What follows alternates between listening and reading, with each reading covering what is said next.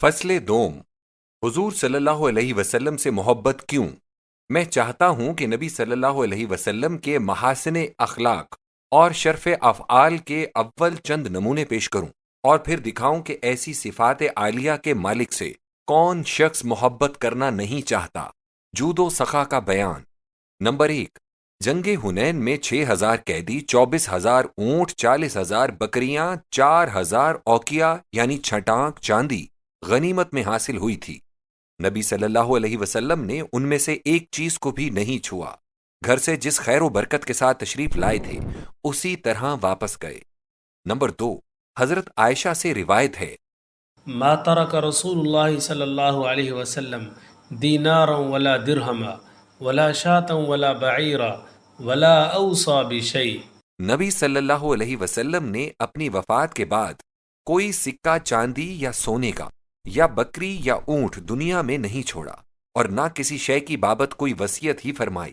Number 3، معلّہ بن زیاد نے حسن سے روایت کی ہے کہ نبی صلی اللہ علیہ وسلم کی خدمت میں ایک سوالی آیا، فرمایا بیٹھ، خدا دے گا۔ پھر دوسرا آیا، پھر تیسرا آیا۔ حضور صلی اللہ علیہ وسلم نے سب کو بٹھا لیا۔ حضور کے پاس دینے کو اس وقت کچھ نہ تھا۔ اتنے میں ایک شخص آیا، اس نے 4 اوقیہ چاندی حضور صلی اللہ علیہ وسلم کو پیش کی۔ حضور صلی اللہ علیہ وسلم نے ایک ایک اوقیہ تو ان تینوں میں تقسیم کر دی اور ایک اوقیہ کی بابت پکار بھی دیا، مگر کوئی لینے والا نہ اٹھا۔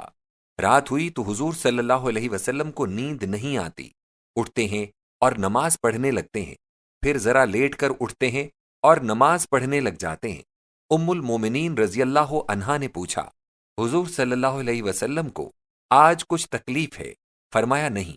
انہوں نے پھر پوچھا، تب کوئی خاص حکم خدا کا آیا ہے جس کی وجہ سے یہ بے قراری ہے؟ فرمایا نہیں۔ ام المومنین رضی اللہ عنہا نے کہا، پھر حضور صلی اللہ علیہ وسلم آرام کیوں نہیں فرماتے؟ اس وقت حضور صلی اللہ علیہ وسلم نے وہ چاندی نکال کر دکھائی، فرمایا یہ ہے جس نے مجھے بے قرار کر رکھا ہے، مجھے ڈر لگا کہ مبادا یہ میرے پاس ہی ہو اور میری موت آ جائے۔ نمبر 4، ابو ہریرہ رضی اللہ عنہ سے روایت ہے کہ نبی صلی اللہ علیہ وسلم نے فرمایا، من ترك دينا فعلي ومن ترك مالا فلورثته۔ جو مسلمان قرض چھوڑ مرے گا میں اسے ادا کروں گا، اور جو مسلمان ورثہ چھوڑ مرے گا اسے اس کے وارث سنبھالیں گے۔ نمبر 5، جابر بن عبداللہ صحابی انصاری رضی اللہ عنہ سے روایت ہے، ما سئل رسول الله صلی اللہ علیہ وسلم شيئا قط فقال لا۔ نبی کریم صلی اللہ علیہ وسلم سے کبھی کسی چیز کا بھی سوال نہیں کیا گیا جس کے جواب میں حضور صلی اللہ علیہ وسلم نے لا یعنی نہیں فرمایا ہو۔ ان روایتوں کو دیکھو اور ان کے معنی پر غور کرو، ثابت ہو جائے گا کہ نبی صلی اللہ علیہ وسلم اجود الناس بالخیر۔ نیکیوں میں سب سے زیادہ سخاوت والے تھے۔ عدل و انصاف کا بیان۔ نمبر 1، نبی صلی اللہ علیہ وسلم کی اس صفت کا اعتراف ادا بھی کرتے تھے۔ ربیع بن خیثم رضی اللہ عنہ سے روایت ہے کہ بعثت سے پیشتر بھی لوگ اپنے مقدمات کو نبی صلی اللہ علیہ وسلم کے حضور میں فیصلے کے لیے لایا کرتے تھے۔ نمبر 2، حجر اسود کے نصب کرنے میں جو جھگڑا قریش میں ہو گیا تھا اس کا ذکر رحمت للعالمین جلد اول میں موجود ہے۔ قابل ذکر یہ ہے کہ قرارداد یہ تھی، جو کوئی شخص اب سب سے پہلے کعبے میں آئے وہی حکم قرار پائے۔ نبی صلی اللہ علیہ وسلم آ نکلے تو لوگوں کی خوشی و مسرت کی کوئی حد نہ تھی اور خوش ہو کر پکارتے تھے، هذا محمد هذا الامین قد رضینا به۔ لو محمد صلی اللہ علیہ وسلم آ گئے، ان کے فیصلے پر تو ہم سب ہی خوش ہیں۔ تیقن انصاف ہو تو ایسا ہو کہ فیصلہ سننے سے پیشتر ہی ہر مخالف اس فیصلے پر رضامندی کا اظہار کرتا ہے۔ نمبر 3، فاطمہ نامی مکہ کی ایک عورت چوری میں ماخوذ ہوئی۔ اسامہ بن زید رضی اللہ عنہ نے، جس سے حضور صلی اللہ علیہ وسلم نہایت محبت کیا کرتے تھے، بھولے پن سے اس کی سفارش کر دی۔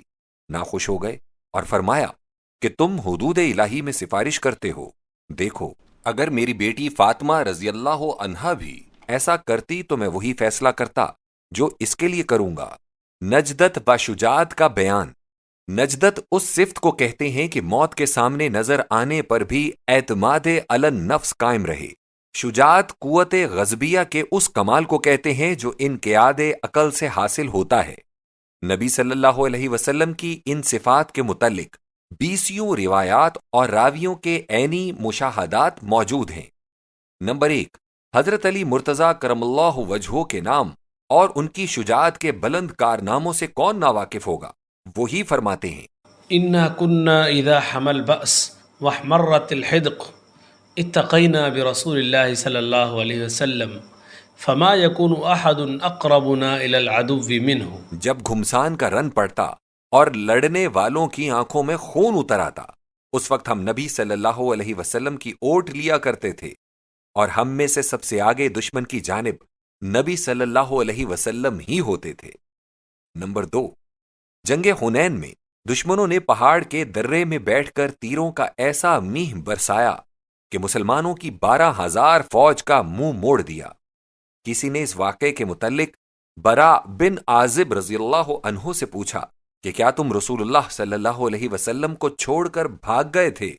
تو برا نے کہا، نعم لكن رسول الله صلى الله عليه وسلم لم يفر لقد رأيته على بغلته البيضاء وأبو سفيان أخذ بلجامها والنبي صلى الله عليه وسلم يقول أنا النبي لا كذب۔ ہاں، مگر رسول اللہ صلی اللہ علیہ وسلم تو پھر بھی نہ بھاگے۔ میں نے دیکھا کہ حضور صلی اللہ علیہ وسلم اپنے سفید خچر پر چڑھے ہوئے ہیں۔ ابو سفیان بن حارث بن عبد المطلب ہاشمی نے لگام پکڑ رکھی ہے، اور حضور صلی اللہ علیہ وسلم یہ فرما رہے ہیں، أنا النبي لا كذب۔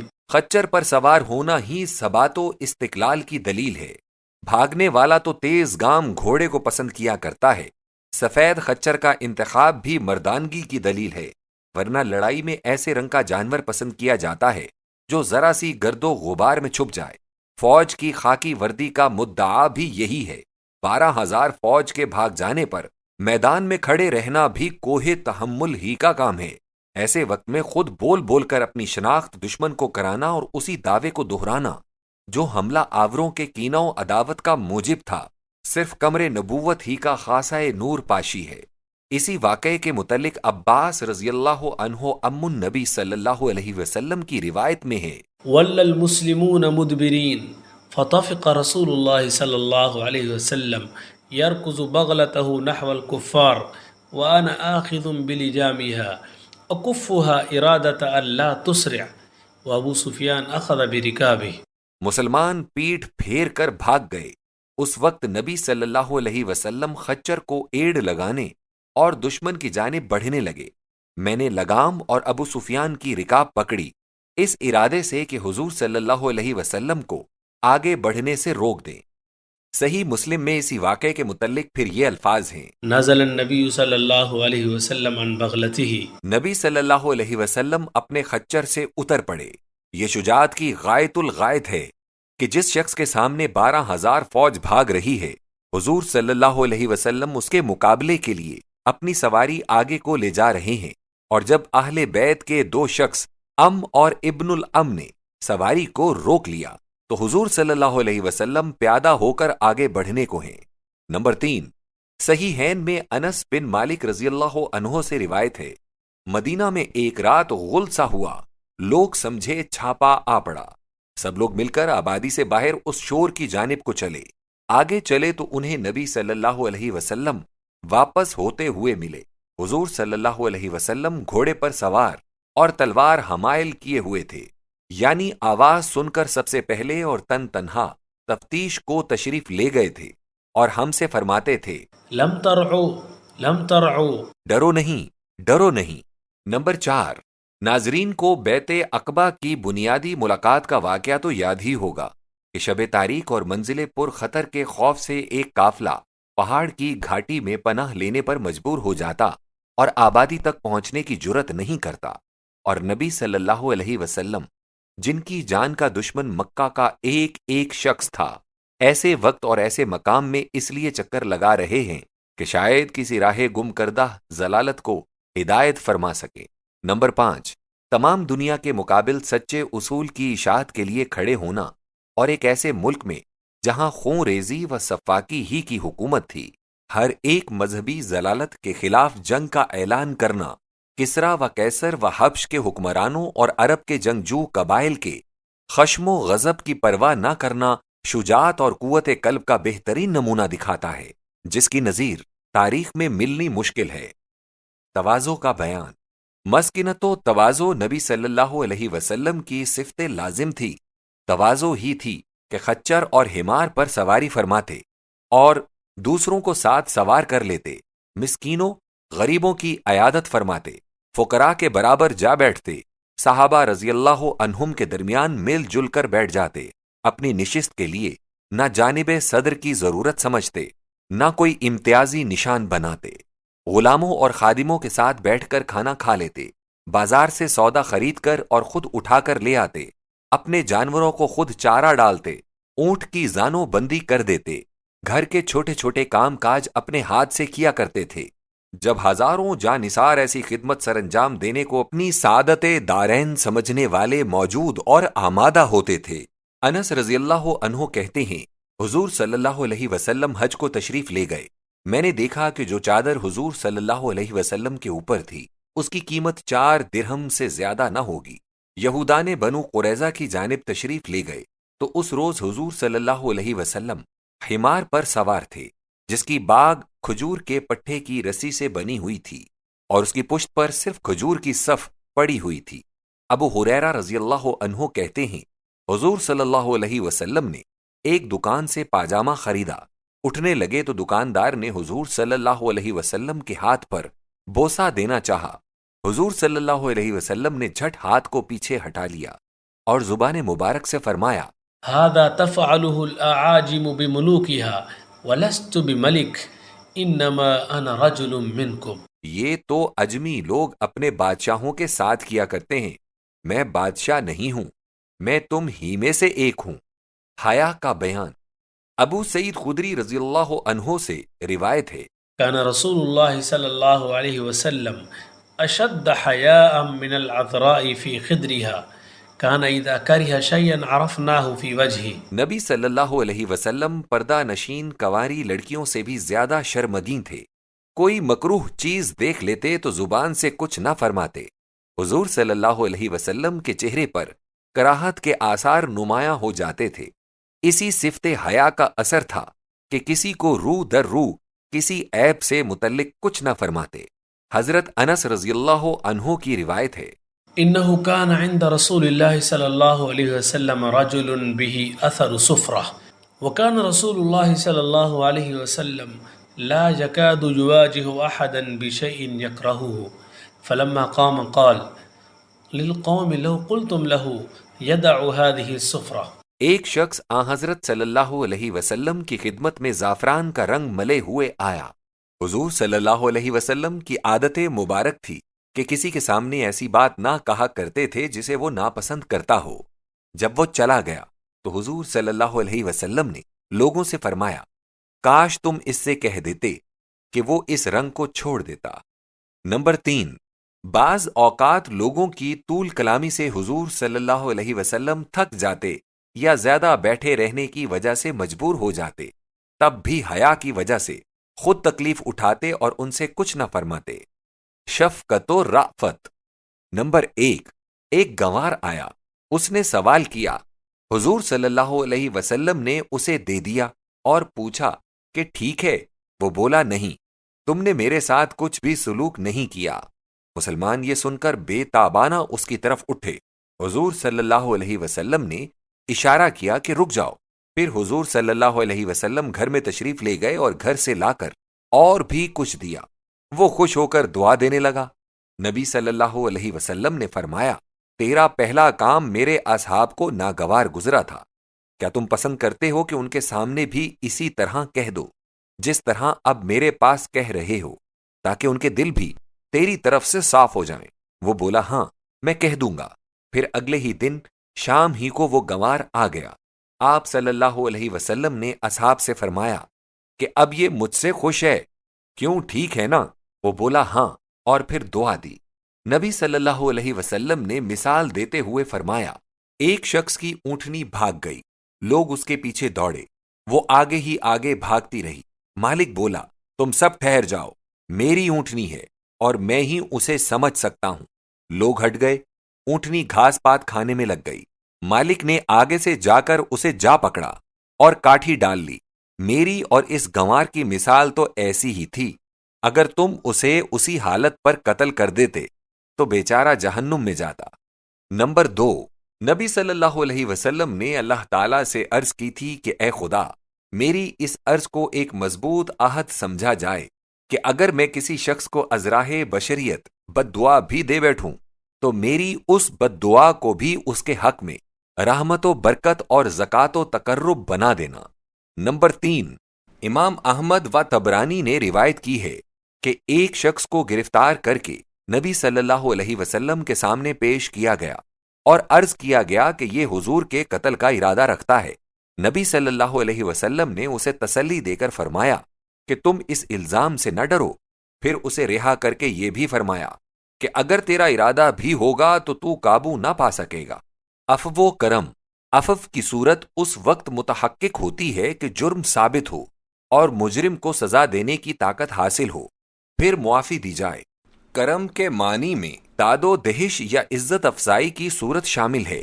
یہ عفو کے بغیر پائی جاتی ہے اور عفو کے ساتھ بھی، اور اس وقت اس کی شان اور بھی زیادہ نمایاں ہو جاتی ہے۔ نبی کریم صلی اللہ علیہ وسلم کے عفو تقصیر کے ساتھ عموماً کرم بھی پایا جاتا تھا۔ نمبر 1، صحیحین میں حضرت انس رضی اللہ عنہ سے روایت ہے کہ ایک اعرابی آیا، حضور صلی اللہ علیہ وسلم کی چادر کو زور سے کھینچا۔ چادر کا کنارہ حضور صلی اللہ علیہ وسلم کی گردن میں کھب گیا اور نشان پڑ گیا۔ وہ اعرابی بولا، محمد، میرے یہ 2 اونٹ ہیں، ان کی لاد کا کچھ سامان مجھے بھی دو، کیونکہ جو مال تیرے پاس ہے وہ نہ تیرا ہے نہ تیرے باپ کا۔ نبی صلی اللہ علیہ وسلم چپ ہو گئے، پھر فرمایا، مال تو اللہ کا ہے اور میں اس کا بندہ ہوں۔ پھر پوچھا، جو برتاؤ تم نے مجھ سے کیا تم اس پر ڈرتے نہیں ہو؟ اعرابی بولا، نہیں۔ پوچھا کیوں؟ اعرابی بولا، مجھے معلوم ہے کہ تم برائی کے بدلے برائی نہیں کیا کرتے۔ نبی صلی اللہ علیہ وسلم ہنس دیے اور حکم دیا کہ 1 اونٹ کے بوجھ کے جو 1 کی کھجوریں دی جائیں۔ نمبر 2، حضور صلی اللہ علیہ وسلم نے زید بن سانہ یہودی کا قرضہ دینا تھا۔ وہ تقاضے کے لیے آیا، حضور صلی اللہ علیہ وسلم کے کندھے کی چادر اتار لی اور کرتا پکڑ کر سختی سے بولا کہ عبد المطلب کی اولاد بڑی نادہندہ ہے۔ حضرت عمر رضی اللہ عنہ نے اسے جھڑکا اور سختی سے جواب دیا۔ نبی صلی اللہ علیہ وسلم تبسم فرماتے رہے۔ اس کے بعد عمر فاروق رضی اللہ عنہ سے فرمایا، انا وهو كنا الى غير هذا منك احوج يا عمر تأمرني بحسن القضاء وتأمره بحسن التقاضي۔ ترجمہ، عمر تم کو مجھ سے اور اس سے اور طرح کا برتاؤ کرنا تھا۔ تم مجھے کہتے کہ ادائی ہونی چاہیے اور اسے سکھاتے کہ تقاضا اچھے لفظوں میں کرنا چاہیے۔ پھر زید رضی اللہ عنہ کو مخاطب کر کے فرمایا، لقد بقي من اجله 3۔ ابھی تو وعدے میں 3 دن باقی ہیں۔ پھر عمر فاروق رضی اللہ عنہ سے فرمایا، جاؤ اس کا قرض ادا کرو اور 20 سا زیادہ بھی دینا، کیونکہ تم نے اسے جھڑکا بھی تھا۔ واضح ہو کہ وزن سا ہمارے 50 تولہ سیر کے حساب سے 2 سیر 3.5 چھٹاک ہوتا ہے۔ یہی واقعہ ابن سعانہ کے اسلام کا موجب ہوا۔ اس نے سنا تھا کہ نبی موعود کا علم جہالت پر سابق ہوگا اور شدت جہل اس کے علم کی افزونی کا سبب ہوگی۔ اسی پیشین گوئی کی آزمائش کے لیے اس نے یہ حرکات کی تھی۔ نمبر 3، حضرت انس رضی اللہ عنہ سے روایت ہے کہ کوہ تنعیم سے 80 شخص یہ ارادہ کر کے اترے کہ نبی صلی اللہ علیہ وسلم کو قتل کر دیں۔ حضور صلی اللہ علیہ وسلم دامان کوہ میں اترے ہوئے تھے۔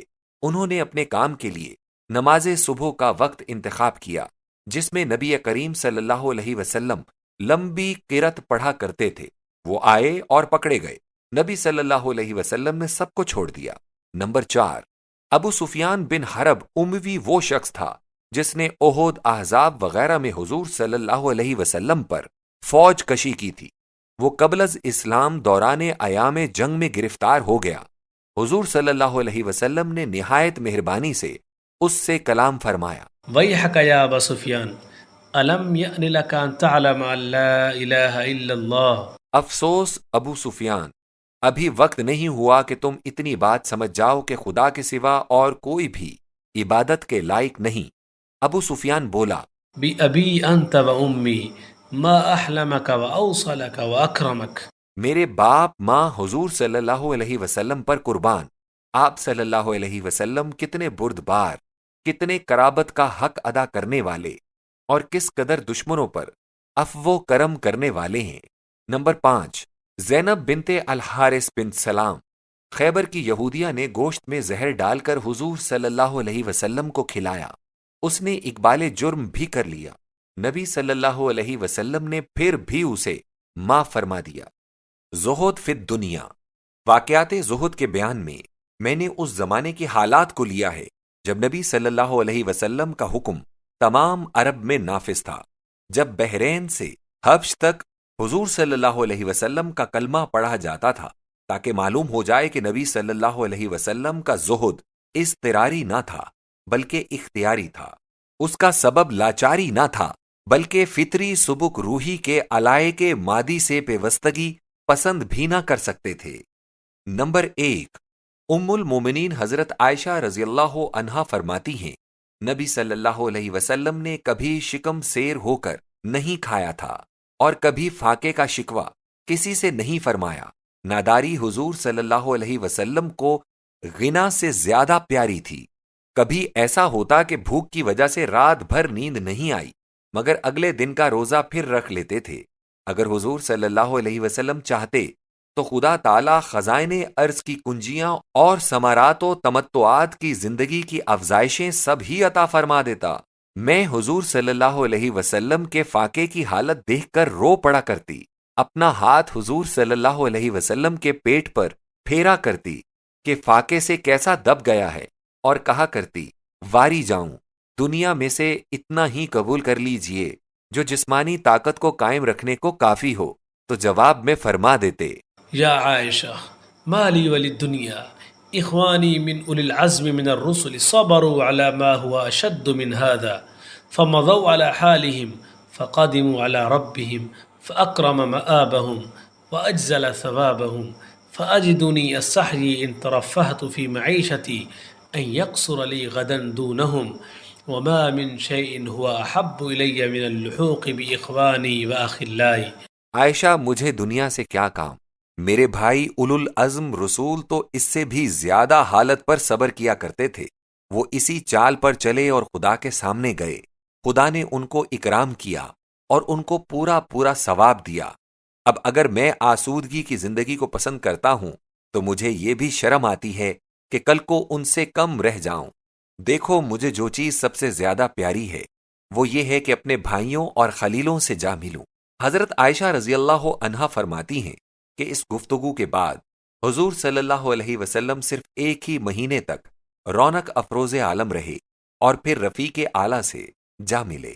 اللهم داحي المدحوات وبارئ المسموكات وجبار القلوب على فطرتها شقيها وسعيدها اجعل شرائف صلواتك ونوامي بركاتك ورأفة تحننك على محمد عبدك ورسولك الخاتم لما سبق والفاتح لما أغلق ومعلن الحق بالحق والدامغ لجيشات الأباطل كما حمل فاصطلع بأمرك لطاعتك مستغفرا في مرضاتك بغير نكل عن قدم ولا وهن في عزم داعيا لوحيك حافظا لعهدك ماضيا على نفاذ أمرك حتى أورى قبسا لقابس آلاء الله تصل بأهله أسبابه به هدية القلوب بعد خوضات الفتن والإثم وأبهج موضحات الأعلام ومنيرات الإسلام ونائرات الأحكام فهو أمينك المأمون وخازن علمك المخزون وشهيدك يوم الدين وبعيثك نعمة ورسولك بالحق رحمة. اے مبسوطات کے پھیلانے والے، اے مرفوعات کو بلند کرنے والے، اے شکی و سعید کے دلوں کو ان کی فطرت پر درست کرنے والے، بزرگ ترین درود اور ترقی کرنے والی برکتوں اور مہربانی سے بھری ہوئی محبت کو محمد صلی اللہ علیہ وسلم پر نازل فرما۔